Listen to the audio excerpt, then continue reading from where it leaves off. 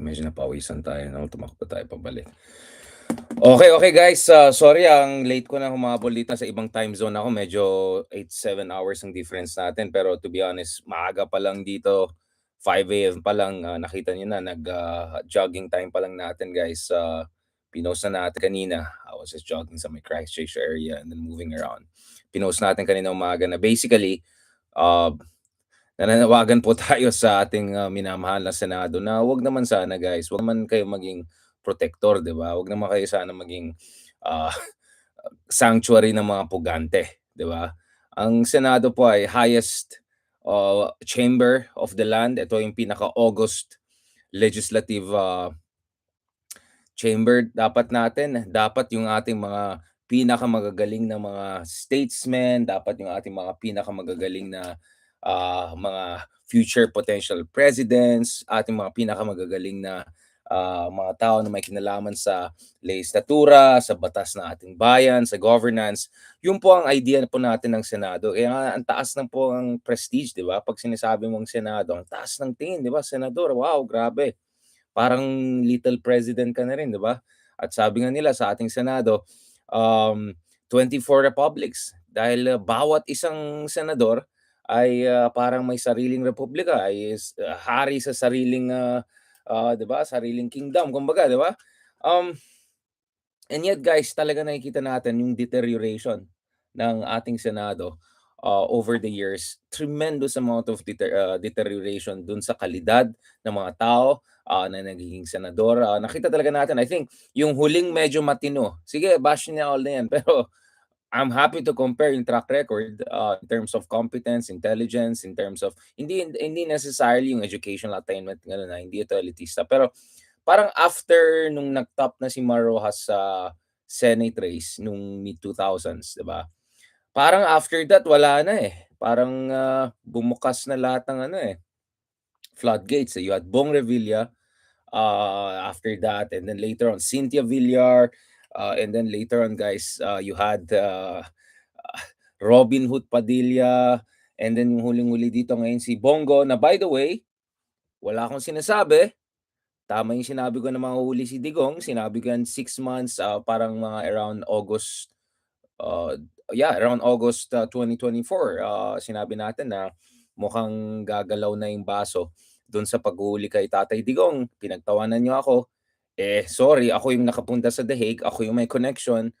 Tapos si Justice Carpio may connection din. So doon sa isang, talk namin, publicly sinabi niyan, puwede niyo i-Google 'yan. Kay Bato naman, January pa lang, ah, binoking ko. Hindi ako ready, akala ko ang tanong nila sa akin tungkol sa Venezuela, Trump, biglang tinanong ko on the spot na may mga nagsasabi na si Darian nakita niya yung kopya ng warrant of arrest. Yes, nakita ko yung kopya ng warrant of arrest. Kaya nung January pa lang, sinabi ko on the record, on air, na totoo na may warrant of arrest sa kanya. At sinabi ko rin na most likely hindi nag-iisa lang si Bato at marami sila. In fact, more than half a dozen yung parang nakita ko diyan. At kaya nga medyo pabiro tayo ng konti, but of course, this is not a joking matter, it's a serious, serious matter. Kanina may putukan na, although pag-usapan natin kung ano ba talaga nangyari. But to be honest, sabi ko nga, 'di ba, baka nga maging, buy one take one or two-in-one package pa ang mangyari, assuming gagawin nila yung kailangan gagawin. And I'm talking about, of course, yung ating mga otoridad. Medyo naman nakikita niyo naman sino mga na-interviews natin, sino mga nakausap natin. So you could see I've been interviewing various secretaries throughout times, various senators, various leaders, heads of states, whatever. Honestly, sinabi ko na yun dun sa isang how can I say it guys na hindi ko sinabi ko na may nakita na nga akong warrant of arrest. Maganda na kayo diyan, ano na kayo diyan, ayos-ayosin yan. And ngayon, eto na guys, amateur hour, amateur hour. Hindi ko alam, bago natin pag-usapan itong putukan na yan, kung hindi ko alam kung totoong putukan, ano ba talagang nangyari. Kasi anyways, it's all over international news, global news, BBC, CNN, Bloomberg, lahat share natin yan.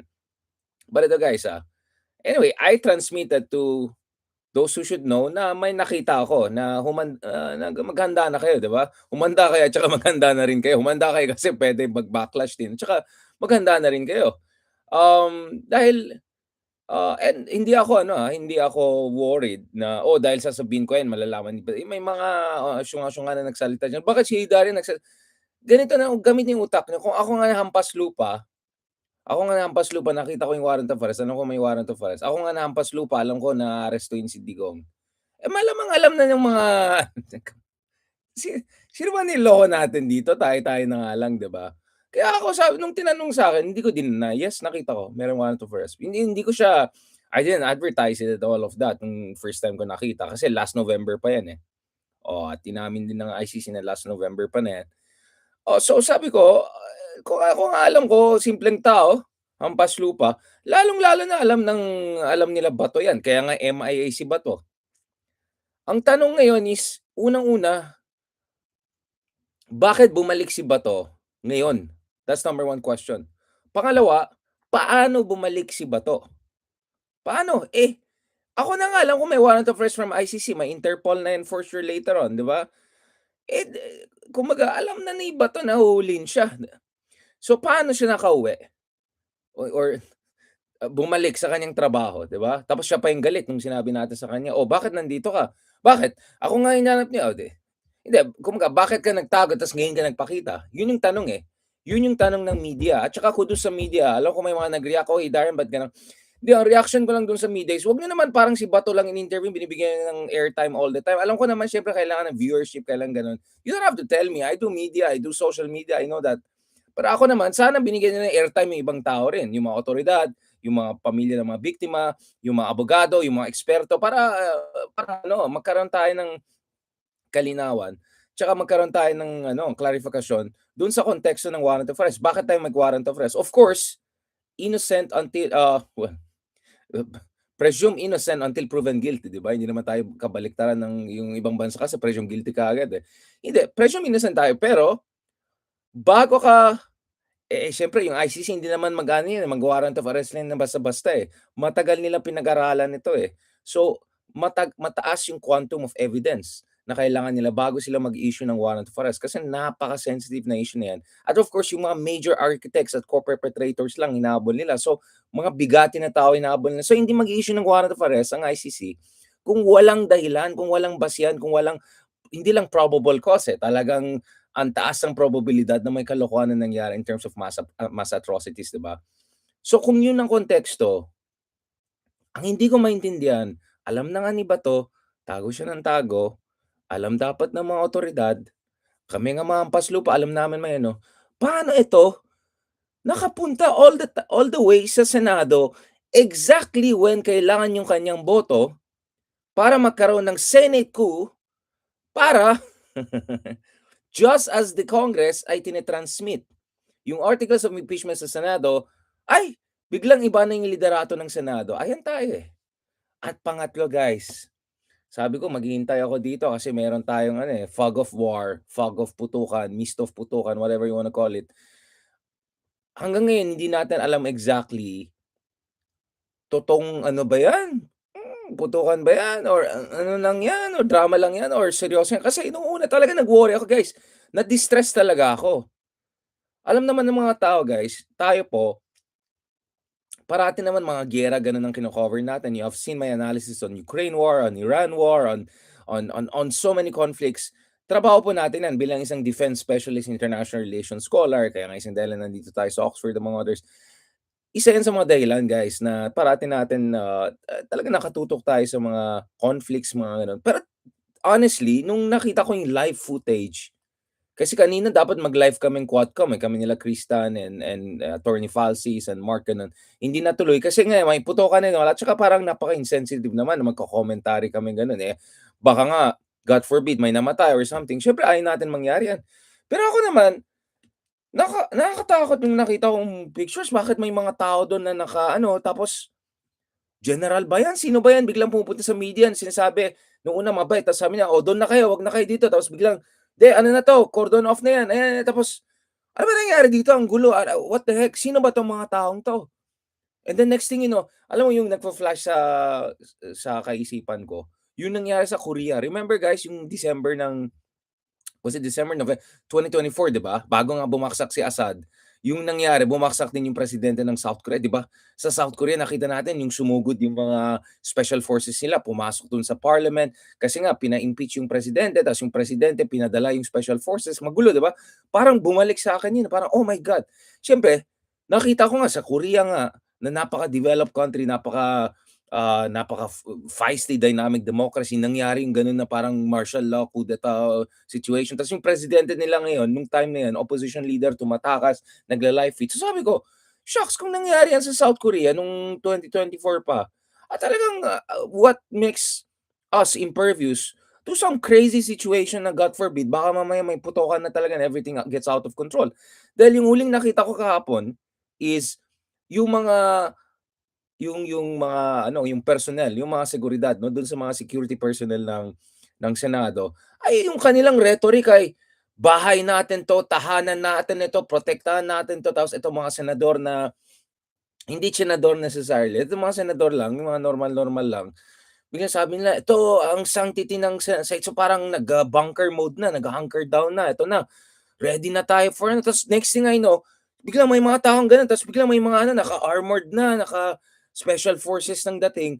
And then next thing you know, do'n sa live feed, oh my goodness, may putukan na. So and then of course, hindi naman ako ano, 'di ba, hindi naman ako expert, but I have used semi-automatic. To be honest, I'm better in semi-automatic kaysa yung rifle lang dahil sa Counter-Strike kasi ang style mo lang gagawin mo is kasi alam mo aakyat yan, ibaba mo ng konti sa akyat mo. So kumbaga medyo na-simulate natin sa Counter-Strike nung matanda na tayong millennials, eh. So no, I have tested that. Oh, shoutout pala kay Atom Aurelio dun sa isang Vice, news, interview niya sa akin. Nagganon din kami, oh. So yeah, medyo may alam ako ng konti. I'm not saying I'm gone expert. So I was listening like, ano ba talaga, ano ba 'to, semi-automatic versus ano, tapos sino ano. So you're trying to connect the dots and then basta ang gulo. Ang gulo-gulo tapos so, so sino bang ano ba nangyari dito? Tapos eto nga problema 'pag ganyan magulo, tapos mataas yung emotions, ah, and then meron kayong mga katulad ni Robin Hood Padilla na angas-angasan. Meron bang term na gano'n, angas-angasan? Basta yung boy angas style, 'di ba? May boy angas style na ano. So may mga nagwo-worry, baka naman may ginawang yung mga bata nito or gano'n. So may mga fake news na gano'n, may mga eh, siyempre dun sa isip mo, eh, wild ka na mag-isip, saan ito pupunta? Ano ba nangyari dito, 'di ba? Kasi siyempre mag-i-imagine ka ng pinaka-worst case scenarios na God forbid, baka naghahabulan na dun. I mean, guys, come on. Siyempre alam mo nakakatuwa siya in a sense na siyempre si Bato kasi parang medyo clownish, 'di ba? Tapos si Robin Hood Padilla hindi mo na kung seseryosohin, parang bata nga sabi ni Trillanes. Pero at the same time guys, nakita naman natin nung kahapon, 'di ba? Takbo-takbo si Bato, ang bilis pala ni Bato, 'di ba? So medyo tama yung baka naman yung bravado ni ano kasi grabe si Robin Hood Padilla, 'di ba? Parang inaaway-away niya pa si Kiko nung isang araw, parang, "Hello, pinagsasabi nito?" Tapos, Angas Boy, eto kanina naman kung ano-anong sinasabi niya, tanggalin 'to, insulto, ganyan, ganyan, ganyan, ganyan. So, siyempre nag-worry ako may mga mga nagkakalat ng mga fake news yan na, o baka naman ito si Boy Sile, ay sorry eto si Robin Padilla baka may ano, may mga bata baka kung ano-anong mga the moves na action star ang ginawa niya, baka nag-feeling si kuya gano'n. So, siyempre magwo-worry ka talaga. Ako naman, naalala ko rin yung I mean, guys, tingnan niyo naman yung itsura ni Bato, 'di ba? Nung una, parang kunyari galit, 'di ba? Ito yung parang classmate mo na hindi mo nakikita tapos biglang magpakita siya pa yung galit, "Oh, bakit wala kayo? Andun na nga ako, eh. Eh, yung assignment andun na nga." Tapos siya pa yung galit, 'di ba? Siya yung hindi niyo nakita yung groupmate niyo, walang ginawa, walang contribution, hindi mo alam paano pumasok sa eskuwela niyan, paano yung nag-enroll, paano yung nakapasa, whatever. Andiyan na siya tapos hindi siya nagpapakita, biglang magpakita siya, siya pa yung galit, 'di ba? "Hindi, ako nga nandiyan, kayo nga hindi nagpapakita, eh." Kasi tapos i-aano ka pa tapos parang mamaya, "Oh, sorry na, sorry na, sorry na." "Oh, hindi ka naman." And then next thing you know talagang unti-unti, nung una pa-cute, eh, ginagamit yung mga airtime niya, free airtime na naman 'tong mga ano na 'to, um, and then unti-unti guys nakikita niyo na naging nerbiyoso na rin si Bato, eh, nakikita niyo nerbiyoso na rin si Bato, eh. And then nakikita niyo nagsi-sink in kay Bato na puwede talagang mangyari sa kanya, na maarestuhan siya dahil kasi purong braggadocio, bravado din yung si Bato na yan, 'di ba sabi niya, oh, ano sabi niya kay ano, kay, Trillanes kaya nga si Sentry nagpakita, 'di ba? Sabi mo sumama ako, 'di ba? Sabi niya, bring it on," 'di ba?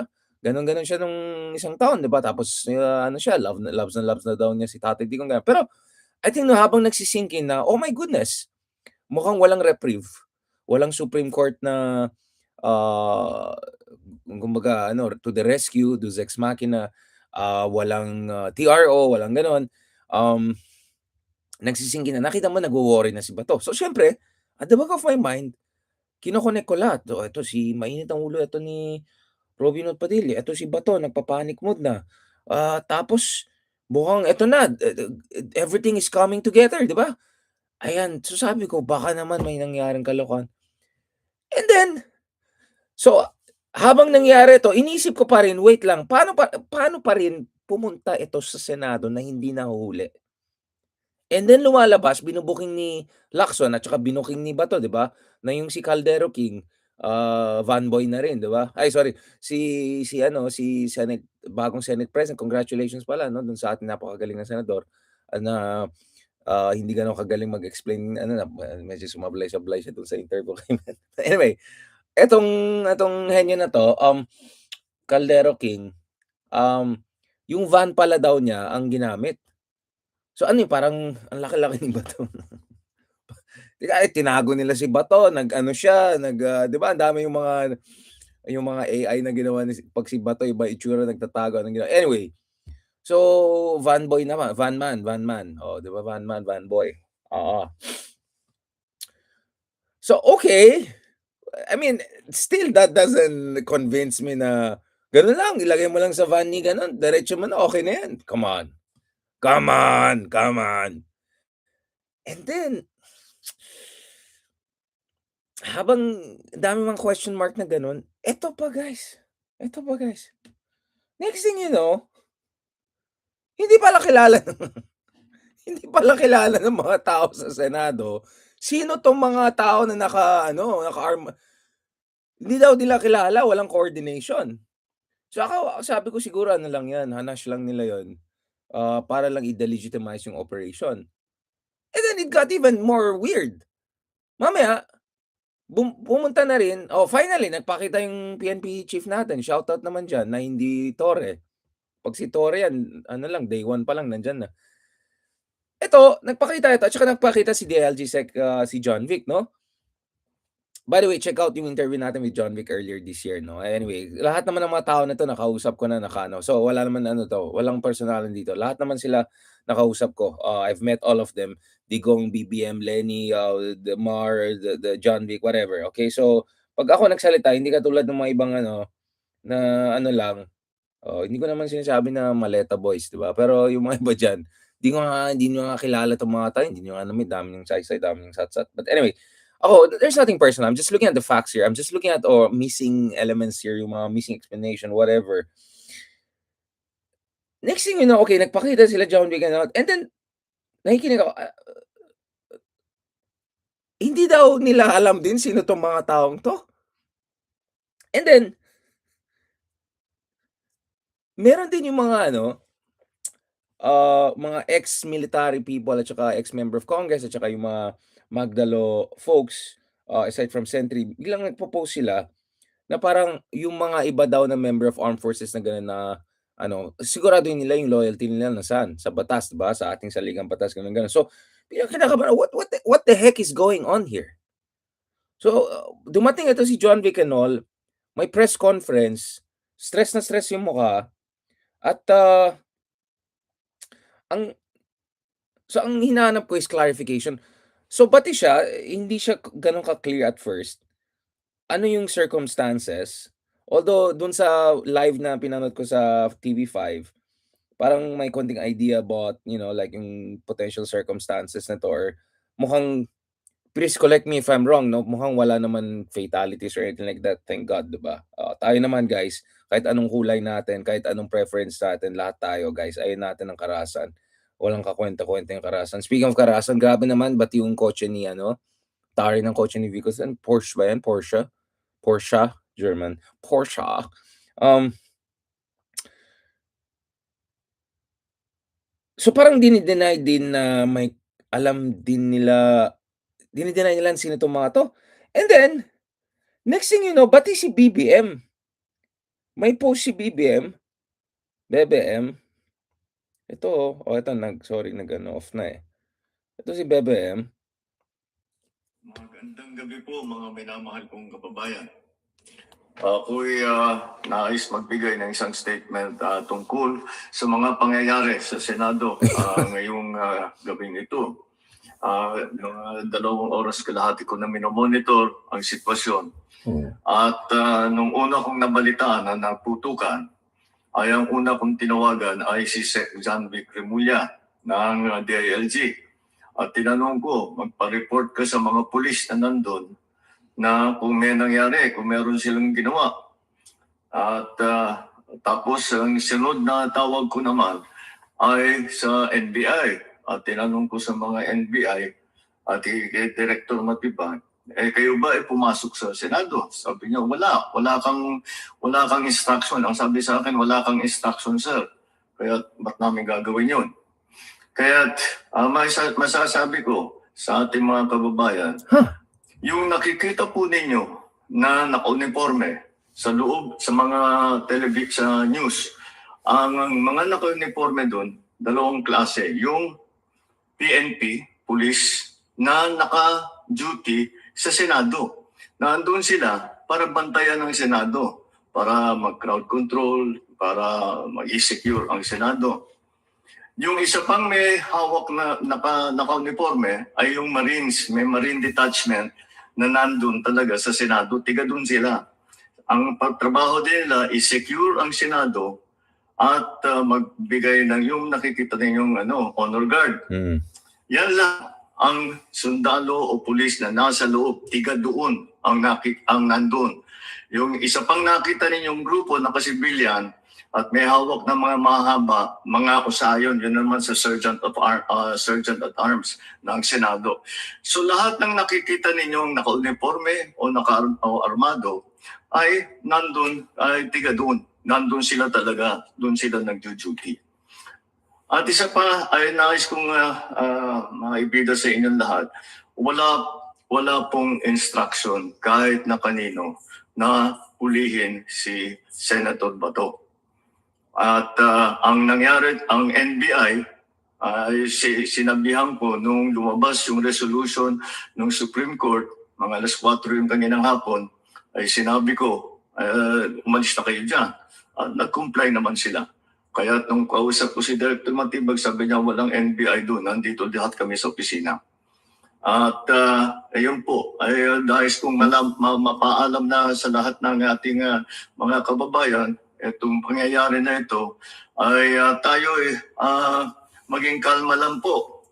Nakausap ko na si Senate President Alan Cayetano at nag-agree kami. We agree that the thing to do now is to tell our people all to calm down.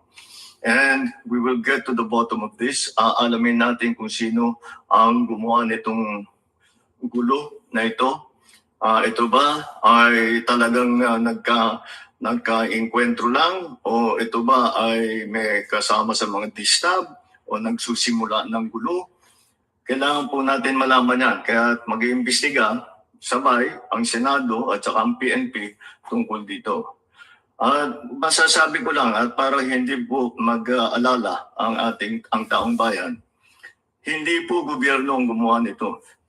Walang pumasok na tigalabas na sundalo, na militar, na NBI sa Senado. Hindi po natin alam kung sino yun na sumubok na pumasok at saka dahil doon ay nagkaputukan. Alamin po natin. Kinukuha po natin, kinukulikta natin ngayon lahat ng ebidensya na nandiyan. Maraming salamat po. Kalma lang po. Asahan ninyo yung... As a matter of fact, may jurisprudence pang...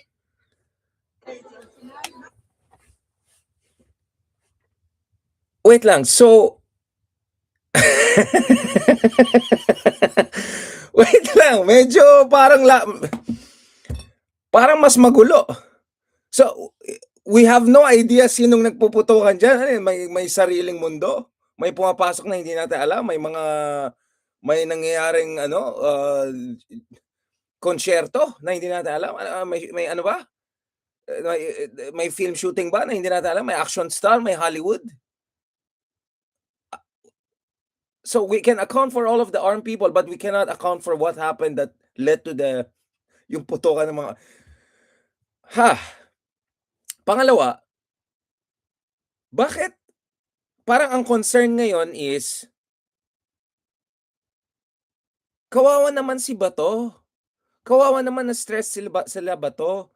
Imbestigahan na natin itong mga masasamang tao na nagsi-stress sa ating minamahal na mga senador. So bakit parang biglang issue ngayon is investigate etong situation I mean, of course, we have to figure out, I mean, what the heck is going on, 'di ba? Baka mamaya, wala akong sinasabi, baka mamaya pumalpak lang yung isang operation, biglang lahat sila, "Ay, hindi namin kilala. Ay, hindi ko kilala 'yan. Ay, sino 'yan? Sino ka?" I mean, possible din 'yan na baka pumalpak lang kaya, "Uy, di kita kilala. Sino ka?" 'Di ba? Siyempre halos lahat ng nakikita ko sa comments, nasa TikTok tayo, sa Facebook tayo, YouTube tayo, lahat ng nagsasabi dito scripted daw. So hindi natin alam anong I have to see the CCTV, I have to meron ba kayo? Meron ba tayong CCTV or whatever? 'Di ba pina-off ni Alan Peter yung mga lights and all?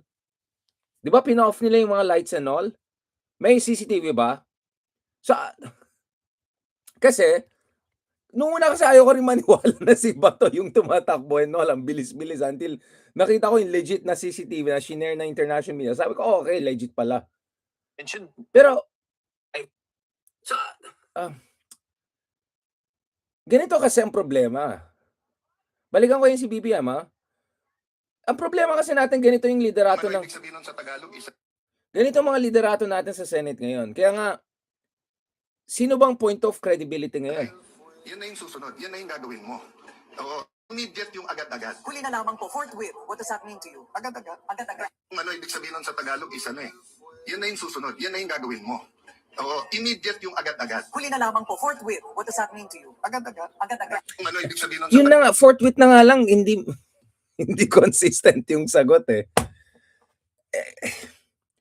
Tapos next thing you know, ano ba nangyari dito? Ano yan? Parang ano to, mga nag-uusap yung mga barangay chairman. Chairman, kamusta naman diyan? Kung may konting gulo nakausap na. Okay, maganda. Okay, chairman, okay na yan. Ganun. Wait lang guys. There's an ICC warrant of arrest based on very high threshold of evidence na kasama itong tao na to doon sa mga kalokohan na ginawa ng isa na kaya nga nandun sa detention ngayon sa ICC, International Level Criminal, Alleged Criminal. Interpol warrant of arrest. Bakit ganito ang situation? Hindi ko maintindihan. Tapos nagpa-off ng light. Ito, nagpa-off sila ng light, mga ganyan-ganyan, mga off-light drama, mga ganyan. Ang ganda ng lighting, Ayun natin lighting dyan. Ayusin natin dyan. Ganda parang. Ito. Ano yung mas angle ko? Ito, mas maganda angle ko. Sige, ito, live na tayo. So, paano natin malaman kung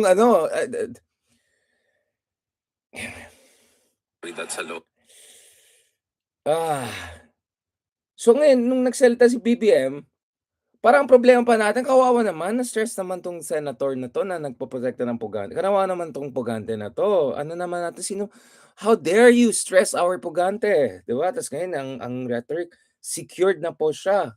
Isa siyang bayani. Protektahan natin ang ating bayani. Diba? Parang ganun eh. Ganun ang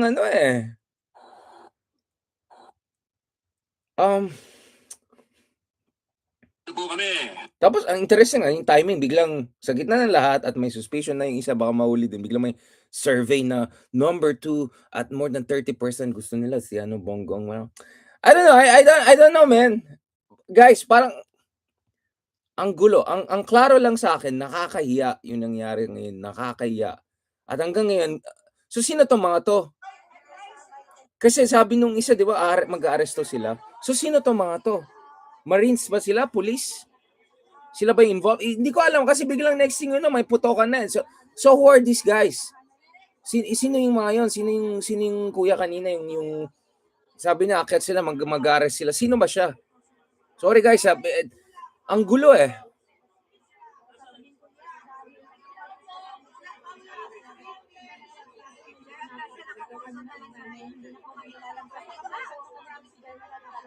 Senate Police. So ano ba talaga? So sino tong si kuya? Sino si Sir? General ba? Sino to? So anong operation? Si operation, di ba? Arrest, di ba?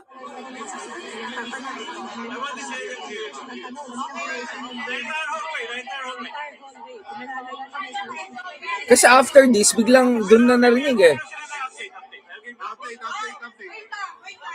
So sino tong mga to? So ano yung operation? Sorry guys, medyo...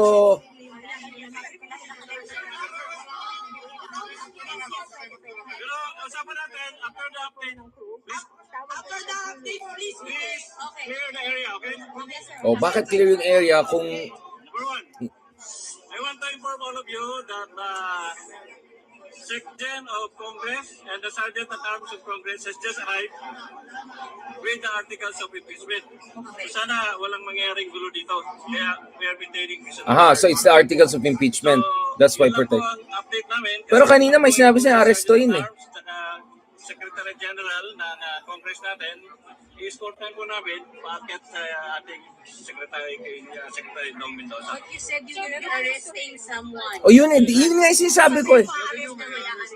Pagkatapos naman, pag nahirid ko si, Oh, ito. ko muna yung, Arrestuhin. Monday to ensure na makarating sa Sino? Secretary natin Siyempre yung Bato, di ba? articles of impeachment. And then babalik pa ako dito to conduct the operation. And you will even arrest Senator Bato. Let's be clear on that, sir. You will arrest Senator Bato. Let's be clear on that, sir. I will Yun nga eh.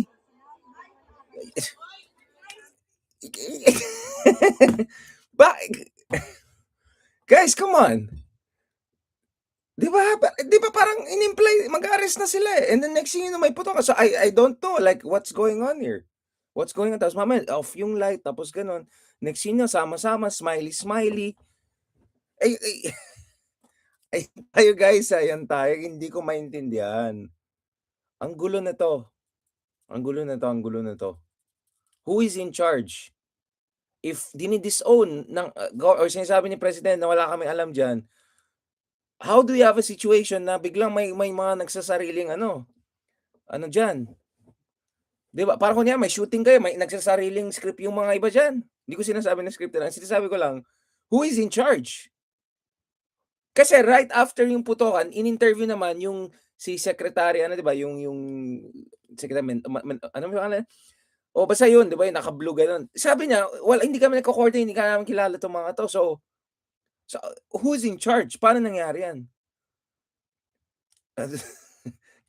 Ang problema ko, guys, if this was a Reichstag fire, alam niyo may Reichstag fire, di ba? Yun yung ginawa ng mga Nazi para gumawa ng konting gulo tapos mag-take over sila.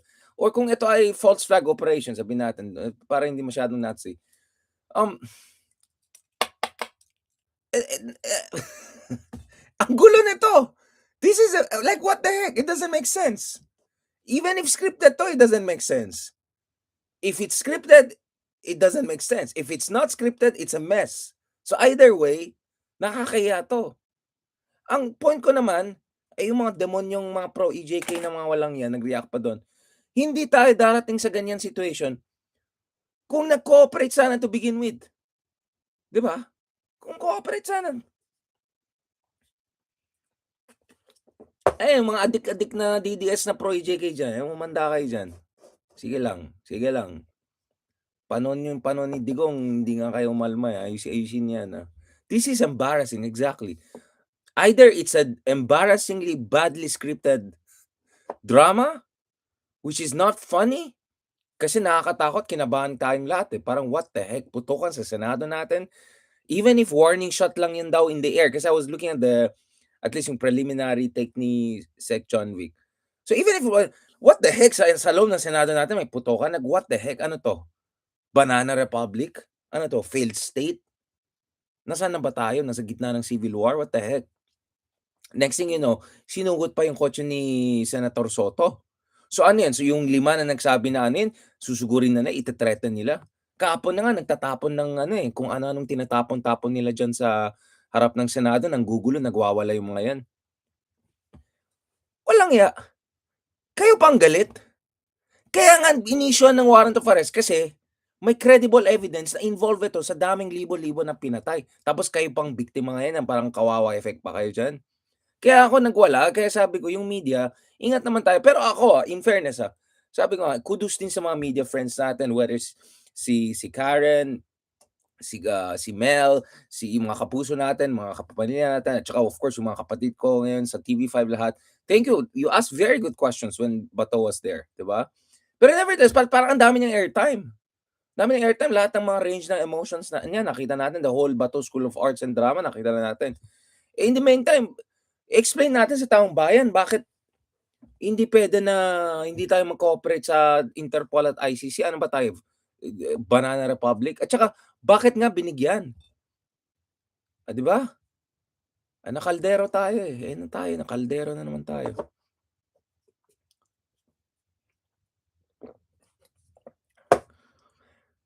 Ako, babalik na lang pa rin ako dun sa unang tanong.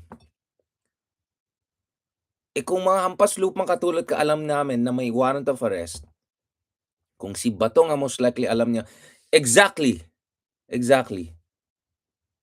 Pero alam mo, love na love ko yun si Maris, love na love ko yun si Maris, at saka nakita ko sa mukha niya na stress siya dun. But I was not happy seeing na itong tao na 'to ginagamit niya, alright, ginagamit niya yung airtime niya to incite yung kanyang mga colleague sa armed forces. Mali yan, mali yan, maling-mali yan. Our armed forces are professional and patriotic. Given na yan. Pero hindi dapat ginagamit yung airtime ng media para mag-incite. Kasi, so anong, sige, gamitin mo yung utak nyo. Ano ibig sabihin yan? Kumakanta siya ng PMA, sabi niya, nakakaawa daw siya, ganun. So anong basically sinasabi, in-imply dito, di ba? Protektahan niyo ako, di ba? O ano in-imply dyan? Sino tong mga taong to na pinapaprotektahan niya ng sarili niya? You're basically inciting violence. Hello? Hindi, kaya in fairness kay Maris na ano siya na, and by the way, 100% shout out sa courage and conviction ng mga reporters sana who covered EJ case and also covered ngayon itong putukan na nangyari, whatever it is. Kung scripted man yan, kawawa, napaiyak yung ibang reporters na kaibigan natin, etc. So again, by the way, apologies kung kanina may sinabi ako about wag niyong bigyan ng airtime. It came off too strong to some people. I'm not besmirching your sacrifice and courage. I was just saying, sana medyo mindful lang tayo. Sana wag natin kalimutan bakit nga may ICC warrant of arrest to begin with. Dahil parati natin naririnig yung side ni Digong, side ni Bato, side ni gano'n. Paano naman yung side ng mga biktima, side ng ICC, side ng mga eksperto, para naman explain. Kasi kailangan ng bigay ng sapat na impormasyon at eksplanasyon sa ating mga kababayan bakit tayo nandito sa sitwasyon na 'to na humihingi pa tayo ng tulong sa isang international court para magbigay ng hustisya. Bakit hindi gumano yung ating domestic institutions? Bakit nag-apply yung jurisdiction ng ICC? Kailangan kasi explain yan, eh.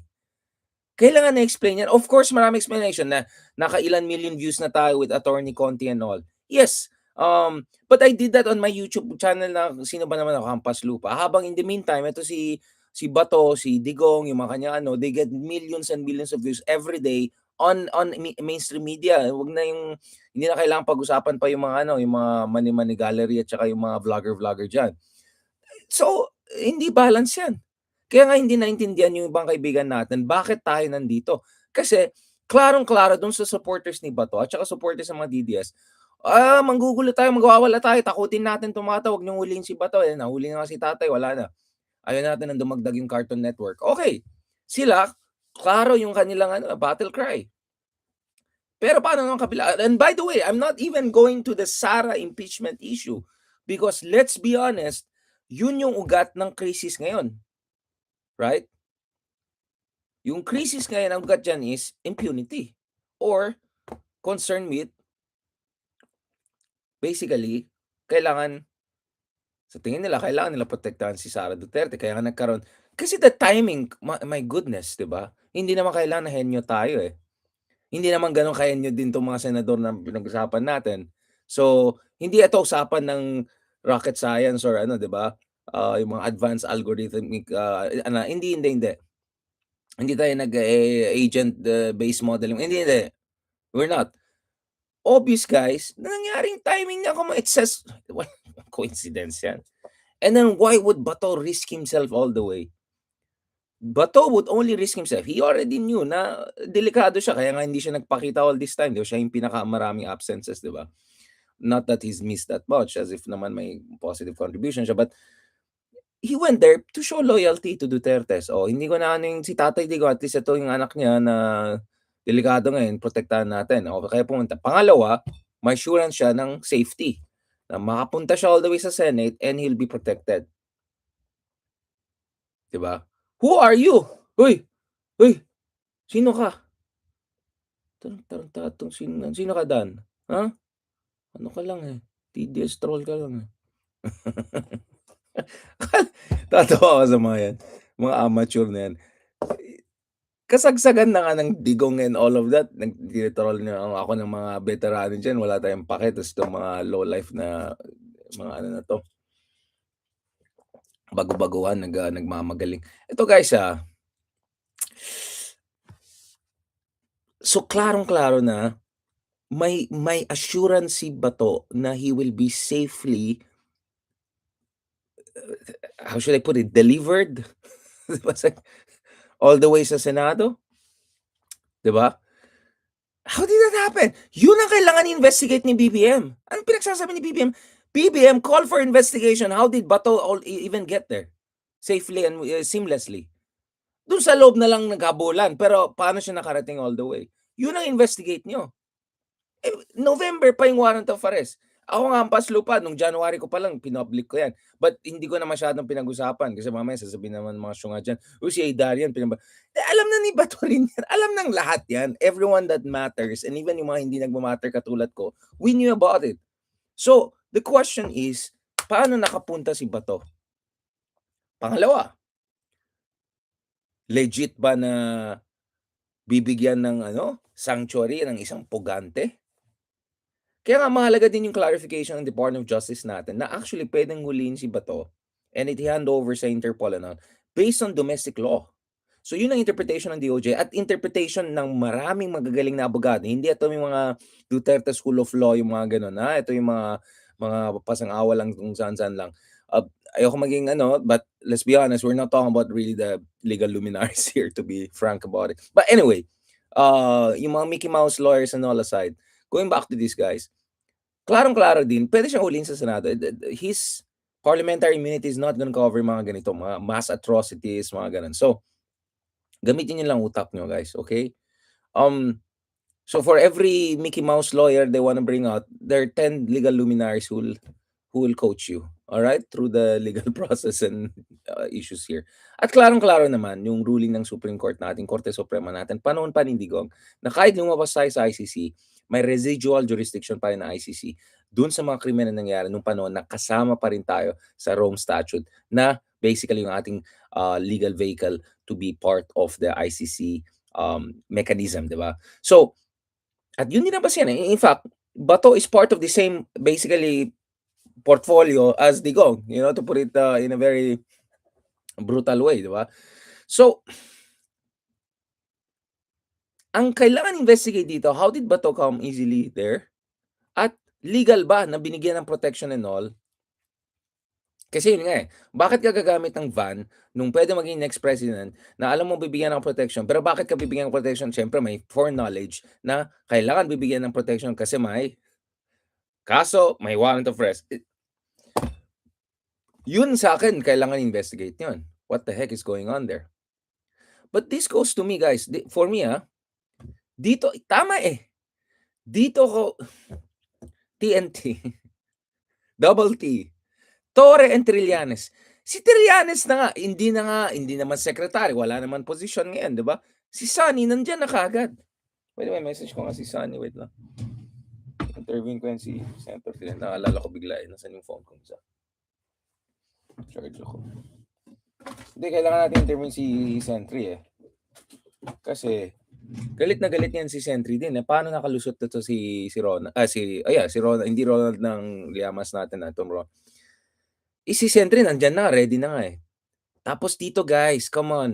Hindi ko lang, may nakita ko news yan, hindi ko lang kung fake news yan na si Torre daw nandun kanina. Nagpakita eventually. Pero, guys, dito nyo makita, napakagaling talaga ni General Torre. Nung paano niya si General Torre yung in charge? Tingnan na naman guys, patient, efficient, diba? Effective, lahat nandun. 'Di ba? Systematic.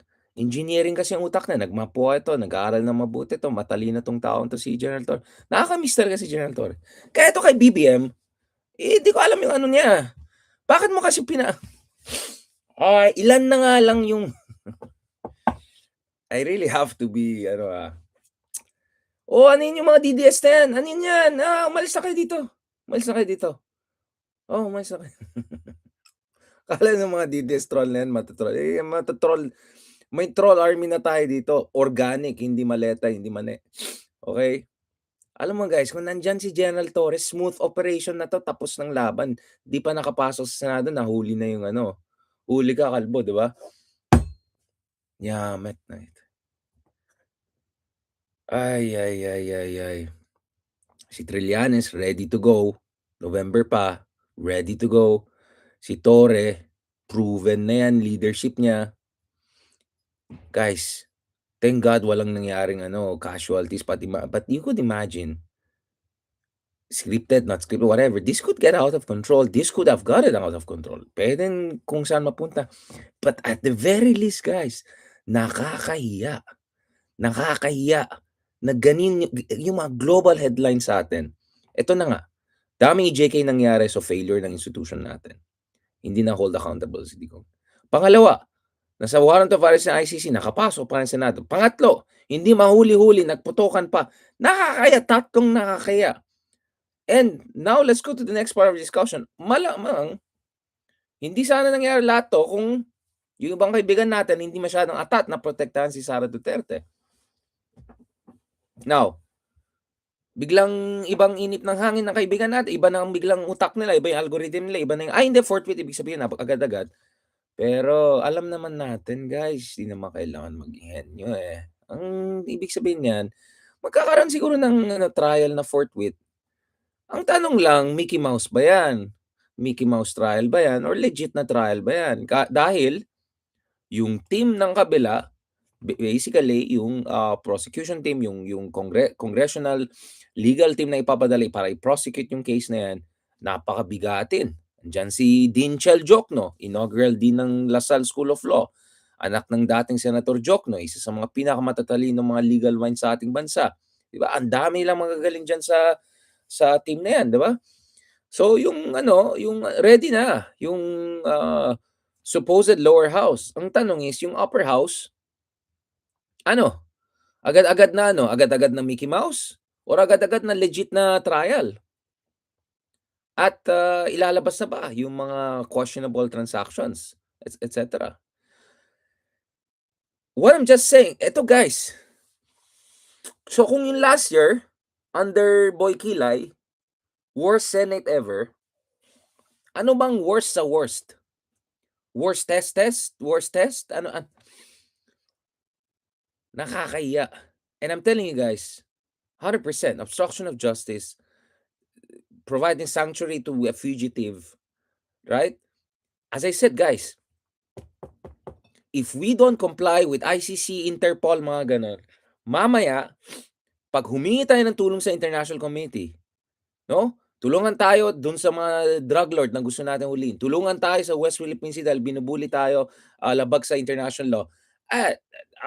Ano ba? Yung mga yung mga senador natin, tutulungan nila yung bansa natin when we need help from you cannot ask help from international community and at the same time, selective ka lang. Sabi, hindi, si Digong pwede na kasi nakalusot. Ito, hindi na pwede, komplikado, wag na lang eh. And then mamaya, bubulin tayo sa West Philippines. Hindi, international law, on clause, para sa bayan, ganyan nga, rules-based order. Hindi pwede yan, guys. Hindi pwede. At my goodness, ASEAN chair pa naman tayo this year. Nakakahiya. Kanina may nakausap din ako. Ito, mga bata ito ng mga malalaking tao na parating na sa headlines ngayon. Hindi ko na sasabihin sino mga to. Kanina lang, nagtanong siya, kamusta ang Pilipinas? Magulo ba ang Pilipinas? Paano yung alliance natin? Ganito, ganyan. I won't say more, baka mag-guess nyo na. So, malapit ito sa mga tao na medyo maraming purong headlines ngayon for the past 3 months at least, diba? Global headlines, Hindi, sabi ko, sabi ko, at least there's one good news. The good news is, at least the political electoral map is shifting. And the good thing is, pagdating sa electoral map, I've been saying, ang lakas ng tandem ng Pink and Tulfo. Oo, bago mag-ingay na naman 'tong mga ano, mga ka-DDS natin na Uniteam dati na mga walang hiya nagpabalik sa mga hindi bumalik sana yung mga Marcoses kung sa 2016 hindi niyo binalik hindi niyo sinuportahan yung mga Marcoses. Sino bang who buried, pina-bury niya yung remains ng dating diktador dun sa libingan ng mga bayani? Si Digong. Sino nag-team up kay BBM na naging presidente? Si Sara. 'Di ba?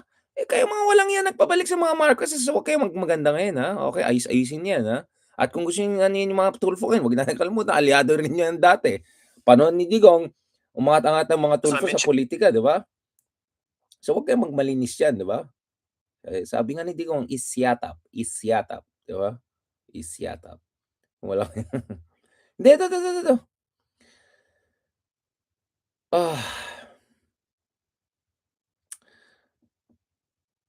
The good thing is at least well, I mean, there's nothing good with itong clown show nangyari sa Senado, itong circus na yan. There's nothing good with itong sinabi nitong mga trapo na balimbing. There's nothing good with the possibility na baka makalusot pa ito si Bato na yan at next thing yun, ba't yung isa na letter B din. Hindi ko lang kung go na yung 2-in-1. Pero,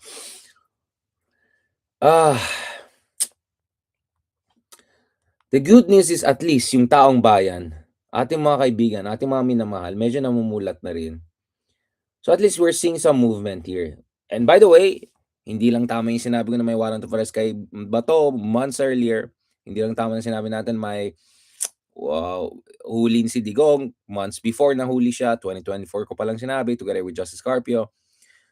Tama rin yung sinabi natin na doon sa mga private service na nakita natin, eventually nalikyan ng bilyonaryo na basically single digit na lang difference. But this is where things get interesting. Actually, pag head to head, if magkaroon ng grand coalition, huwag na natin tawagan Uniteam. Sirang-sira na yung niyan. Pang DDS, BBM lang yan. Pag nagsama tong mga to, actually talo yung kabila. Kahit anong acrobatics ni Aimee. Kasi ang strength ni Aimee is, dahil Marcos, marami siyang makakuha pa rin ng northern votes. Pero hindi pa rin sila ubra dito sa combined force. Diba? So dito sa isang survey natin, and I've been saying this, ang lakas ng tandem kung mag-united ang mga kabila, di ba? Ay, kayo dyan. Ayaw niya nga maniwala sa akin. Sabi ko, huliin si Digong. Ayaw niya nga maniwala sa akin. Sabi ko, may warrant of arrest kay Bato. Lakas nyo Talino nyo kasi. Ayun tuloy. Ito. Ito naman ngayon. May 2 years pa tayo, May 2 years pa tayo. Ito naman, ng China na TikTok na to. 2 years pa tayo. Ito, sa NCR, wipe out. 61%. Boboto sa Robredo Tulfo tandem, 61%. And 20% lang. So, 3-1 yung ratio. Almost. And then yung iba undecided. Balance Luzon medyo mas close. 57-23. Tingnan natin yung mga Remullas and all. What will they deliver in the next election? Sa Visayas, ito actually medyo realistic ito. Kasi alam ko malakas talaga si Ma'am Lenny sa Mayor Lenny sa Visayas din. At saka yung Visayas hindi naman monolithic yan. Very diverse yan. 48-40. So basically, mga 2-3 points with margin of error, etc. Close but very much in favor of the... And yan lang talaga. Sa Mindanao lang talaga makikita natin. Grabe. It's not even close. 86-5. So talaga yung Mindanao vote, solid South vote, ang nagtalagang sa Duterte. Although, interesting, no? Willing pa rin yung mga kaibigan natin supportahan si Aimee, isa pang Marcos, kasama sa I don't know. Ayaw ko magsalita, baka naman. Pero this is also interesting, Sa ABC, tied. Yan ang parati kong sinasabi, guys. Yan ang parati kong sinasabi. Na hindi totoo na yung mga middle class, mga higher educated, supposedly, ay automatically pink or whatever. Hindi yan totoo. Actually, it's much more diverse. And we saw that in the exit polls of 2016. Actually, the higher education level, the higher socioeconomic, actually more pabor kay Digong. In fact, Digong got a higher share of ABC than the share of E. Lenny got a higher share of E actually than the other. Even more nakita ko. So, hindi totoo yan. Pero ito talaga Sa E rin actually talo. Pero, ang biggest kasi guys, yun yung biggest talaga eh, quote unquote masa. Yun yung talagang biggest, 55 to 60% ng ating voters.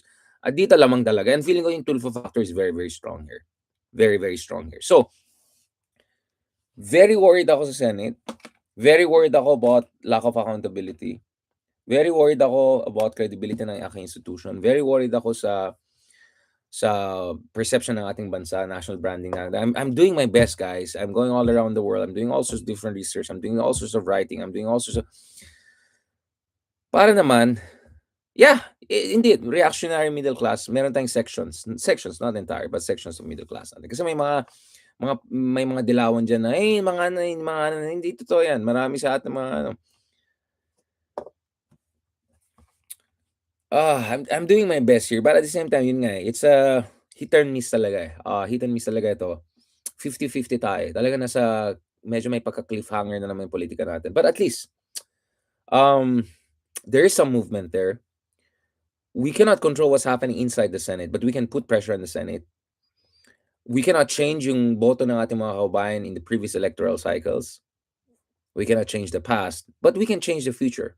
Yes, ang mga Tulfo, actually, sabi ni Rafi sa akin, kasi we're colleagues at in TV5 eh, may Batak din siyang blood. So, meron siyang Ilocano blood from his dad's side.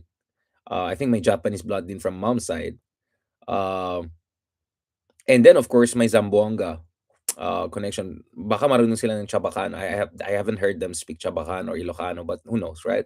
So, may Mindanao connection, obviously sila. And then, of course, Metro Manila, malakas na silang matagal na yung mga Tulfo brothers and all. So, anyways, what I'm saying, guys, here is, nakakaya yung nangyari sa atin, and nakakaya yung Senado. And I'll be honest about this, guys.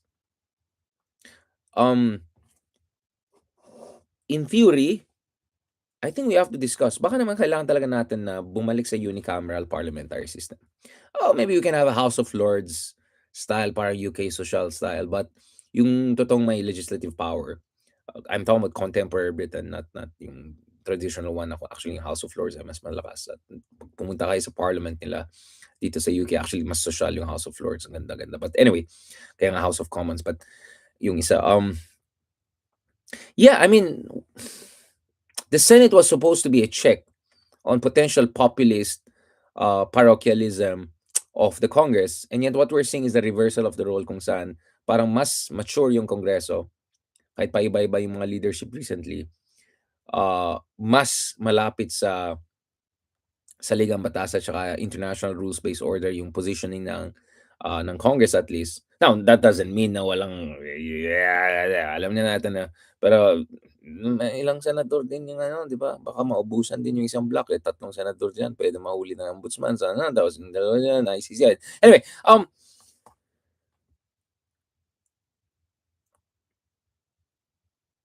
of course, happy tayo na may mga matitino tayong senador dyan. Pam, Kiko, obviously, I'm very impressed with Kiko. Risa, given na yan. In fairness kay Tito Soto, in fairness kay Lacson, kahit papano, diba? But, and then there's Sherwin, there are a couple of other good guys also there.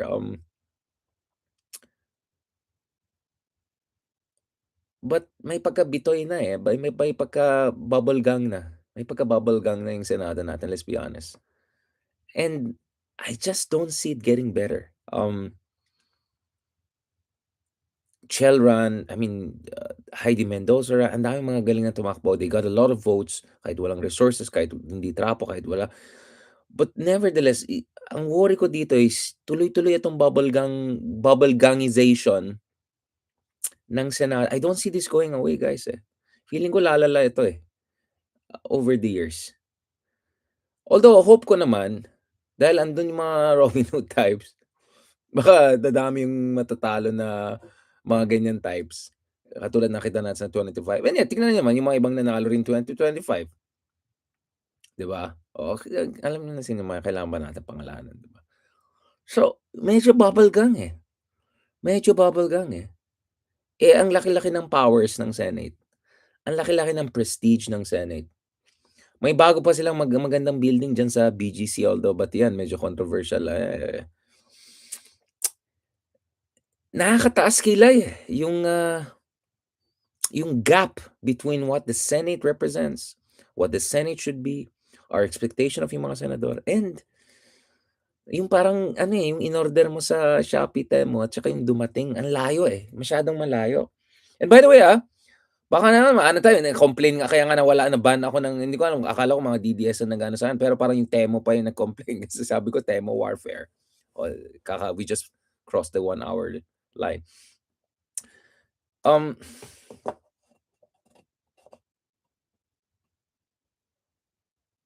In fairness sa Temu at saka sa Shopee, almost all the time, everything I ordered, what arrived is as good if not even better. May mga sablay na 2 trains at pinabalik ko, yung isang time, "Ay hindi ito in-order ko, hindi ko kukunin 'yan," mga gano'n. Okey naman, nakalusot naman. But knock on the wood 'no, eto grabe yung gap guys. It's an unfathomable chasm, 'di ba? Napapa-British na talaga ako, 'di ba? It's an unfathomable chasm. Grabe yung kalidad, quality walang quality control,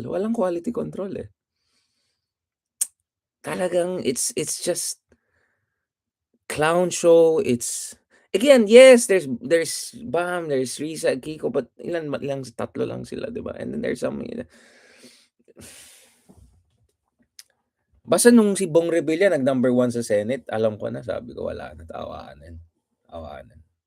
Alam na natin saan pupunta ito. So guys, I think we have to seriously discuss this. Sana kung matinong next president natin, which is not impossible. I'm quite optimistic about it. Ayan yung mga tabad na DDS troll na naman. Nagtatabad na. Yan. Akala niyo madadala niyo sa mga insulto, gano'n. Which eyebrow, left or right? Wait lang. Wait, di ko na makontrol eh. Yan. Ano bang mas ano? Oo nga, manghirap pala ang control. Left, right. Mahirap yung one side, no? Kailangan pala ng practice. Hindi, baka maganda pa naman yung forehead natin para hindi tayo magka-wrinkles, di ba? Kailangan natin, baka naman, may skincare, tayo dyan. Di ba? We have to seriously talk about abolishing na. Awanin, ayoko na. There was a time I was thinking, why not, Dahil idol ko naman sila Cicero, yung mga ganun, yung mga Roman Republic, Senadum, and great writer, thinker, senador, ganun. Who knows, baka mamaya mag-consul, mag-emperor, wala na, awanin. So if we have a good administration next, I'll advocate for change the parliamentary system. Kasi alam ko under good president, and that's exactly what we didn't have in the previous administrations, nung nag-push sila. At saka alam natin mga Trojan horse lang yan. Kunyari lang, shift, tapos yung pala, ibang gusto nilang gawin, mga mambo-jumbo, Mickey Mouse, diba? By the way, no insult kay Mickey Mouse, love na love kayo. You know what I mean, right? Budol basically, yeah. Abolish na natin, medyo awanin. Unless they do something special in next year too. They still have 2 years to prove to us may silbi sila. Pero I'm telling you guys, wag tayo magtataka come 2028. Ano yan, mga may meow-meow, may arf-arf, may kung sino-sino tumatakbo dyan, may Gucci, may Rolex, may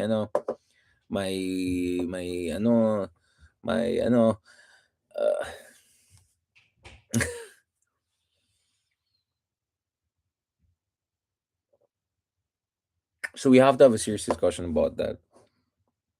But in the meantime, guys, bakit yung mga DDS lang nanggugulo dyan sa labas ng Senado? Nasaan yung mga kaibigan natin? Lumabas na kayo, lahat dapat.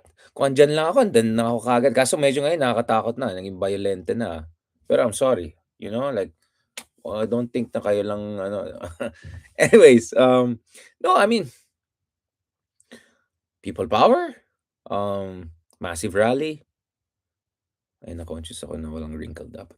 People power, massive rally, kailangan natin pressure. Kasi in the meantime, hindi natin kontrolado sino nandun na sila eh. Now, pero pwede natin siguraduhin na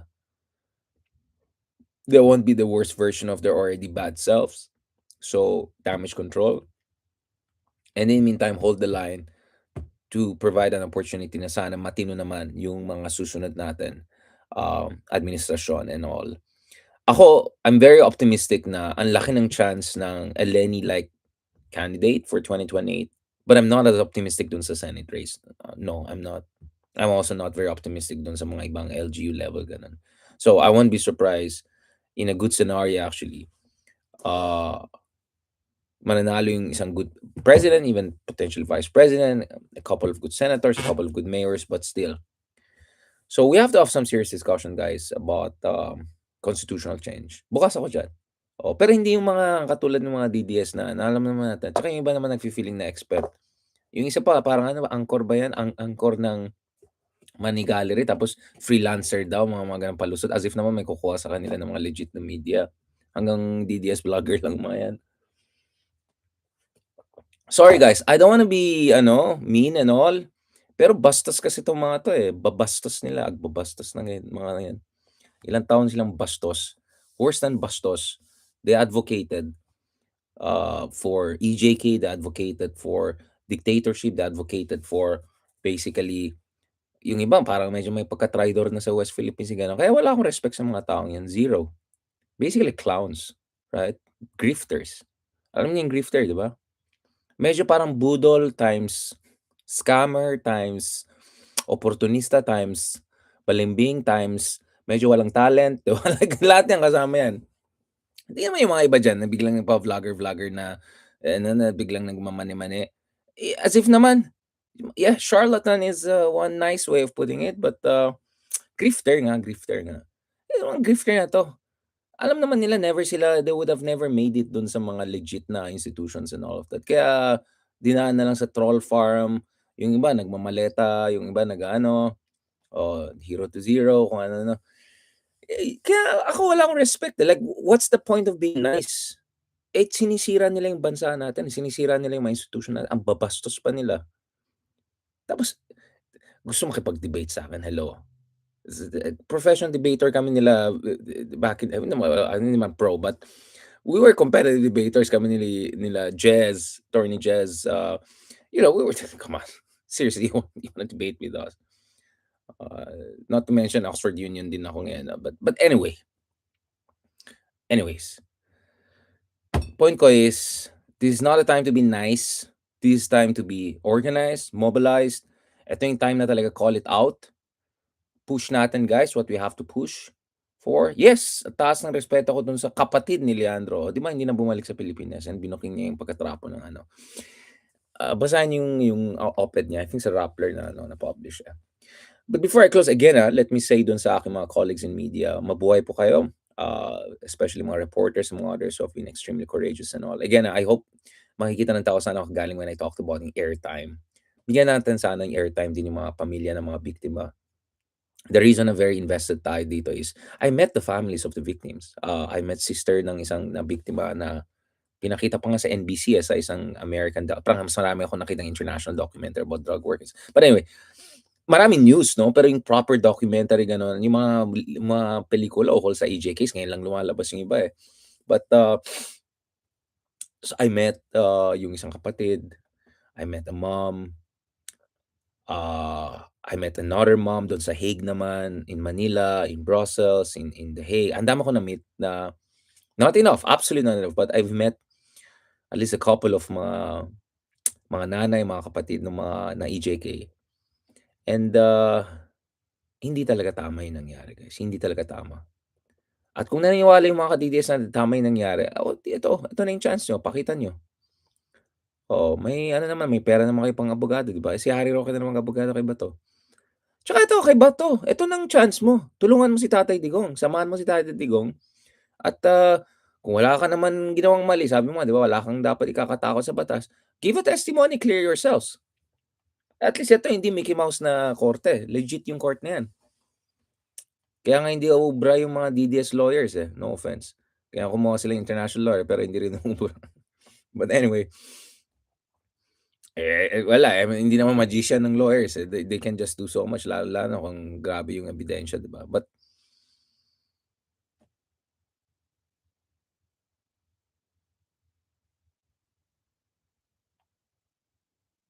Yeah, yep, exactly. You can guess all of the emotions and thoughts going through my mind that medyo ingat lang ako about, what I'm saying here. But I had to say what I had to say, guys. Please don't give up sa ating bansa. Pabalik pa rin ako, by the way. Medyo mahal lang na naman yung mga tickets at saka may tinatapos akong libro and all of that. As you have seen dun sa quote of the day tayo sa New York Times. Thank you so much. Shoutouts sa New York Times. Ginawang quote yung you can guess yung title ng upcoming book natin about US-China competition and hedging. But anyway, I'm doing some proper writing scholarship, etc. here. But si Digong, I think next week or basta mga basta before the end of this week month, sorry, magkakaroon ng press conference diyan sa The Hague. Kung saan yung mga judges dun sa trial and all, they're gonna give us updates. So magkakaroon tayong updates soon. Shoutout din dun sa mga colleagues natin sa media reporters na yan, si Marie Sumali, love na love ko yan, the best yan. Galing, daming mga galing from different media networks. My Media, of course, TV5, One News, and of course from ABS, daming magaling. Who covered this, grabe yung harassment sa kanila, threats sa kanila. So tuloy-tuloy pa rin sila. Pero hindi tayo, guys. Naisan tayo noong 2016. I warned about it. Naisan tayo ulit noong 2022. But I think, guys, the ingredients are there for at least getting a good president and vice president, a couple of good senators in 2028, and hopefully more good mayors and all. But you have to work it, guys. We have to work it. I always hear na wala tayong pag-asa. Guys, hindi na ako mag-name names, but I've been all around the world. Hindi tayo worst, promise. We still have freedoms, which many countries don't have. Punta ka lang sa China, good luck. Say something about the government or whatever. Yari ka. Yung iba nga sa amin, hindi nga makapasok sa China na kami, ban na kami, di ba? By just criticizing their foreign policy. Gulo, kahirapan? Come on. Just look at the map, di ba? Ang daming mga bansa dyan na total civil war, conflict. Libo-libo sa kanila pinapatay sa mga aerial bombings. Yung iba, allegedly may genocide na nangyari. So, put things into perspective, guys. We're somewhere in the middle. And the trick there is to look at the glass half full, knowing na half empty siya at the very least, but to know we can actually do better. Because once upon a time, we were among the best countries in Asia. We can become once again among the best countries in Asia. Sumisikat na nga tayo ulit for good reasons. Yung ube natin, yung pagkain natin. Everyone talks about Siargao. Not to mention yung mga nangyaring gulo sa Siargao ngayon, pwede nyo research what I'm referring to. But we're kind of getting on the map. Until recently, we're among the fastest growing. Unfortunately, dahil nga sa corruption, gulo na yan. And itong energy shock dahil sa mga katabadan na gyera nangyari, nag-slow down. But nevertheless, things are moving. Things are moving in certain direction dahil sa sakripisyo ng ating mga kababayan, sa ating mga OFWs, sa ating mga bayani, everyone contributing, all of us. Napakataas ng buwis sa atin ng mga middle class. Diba? Buwisit na daw yan. No, I mean, we're all contributing to nation building. We're getting more investments. There's more focus on manufacturing industry. Please check out yung episode ko on Men of Steel about the steel industry sa Pilipinas. Pumunta tayo sa Steel Asia, plans 3 different locations. Check that out. I'm doing really my best, guys, here. Honestly, guys, I'm trying to move on all fronts. Everywhere, everything, everywhere, all at once. To be honest, yun talagang ginagawa ko.